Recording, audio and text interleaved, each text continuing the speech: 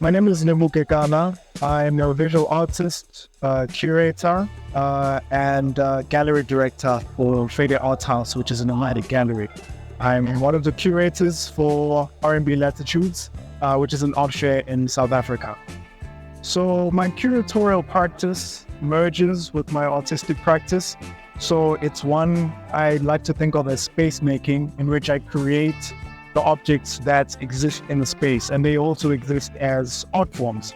Same with this installation that my gallery has presented at the fair, in which you have these sculptural furniture works, which are also functional in how they serve as infrastructure for the gallery space. So I'm very interested in just informing space as a way to make it more accommodating, as a way to make it more comfortable, specifically within the context of the exhibition space.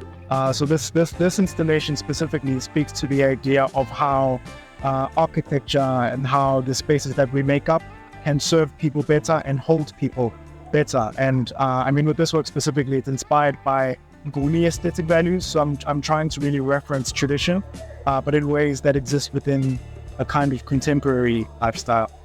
My process is one in which I'm constantly informed by the world around me. Through my gallery, the Faded Art House, all the exhibitions are site-specific because we move around. So perhaps we might need to create furniture for the exhibition, and that is informed by the space. Whatever design aesthetics we incorporate are informed by the space. And I guess in terms of my work, it is very much inspired by the world around me, by material culture, the ways in which people intuitively use objects for their utility, for their function, which is kind of manifested through this work. I'm thinking of the kind of crates that you find at the tavern that are used to store bottles, and people intuitively use them as furniture. So there's a logic there in just the way that people intuitively do things and the way that people intuitively use materials, and that's what informs my sculptural practice. Latitudes have evolved quite a bit. There's so much I could touch on. I could speak to how it's kind of like a foremost authority when we're thinking about the online marketplace, how it cultivates it cultivates the growth of the economy and the ecosystem around the arts world, just to how it exists as this online marketplace where anyone in the world can have access to forms of creative expression from the African continent. And there's this idea of accessibility that allows. But I guess, and then we can think also of the physical fair experience and how it is pushing the bounds in terms of what an art fair experience can be.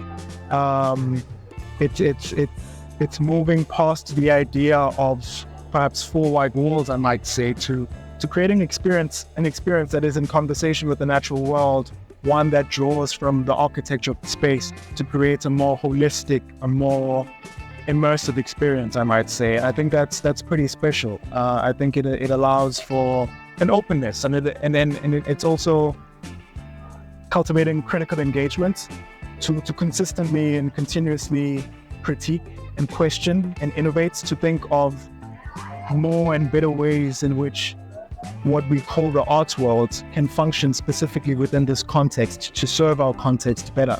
So I find that very exciting. And yeah, I'm just very, very fortunate to form part of this wonderful mission. Well, I guess in thinking about the free trade agreement and what that means for the arts world, or what that means for creative expression on the African continent, I think it breeds a lot of hope for me. I do think over the past decade, and even more than that, there's been a growing interest in production from and in Africa.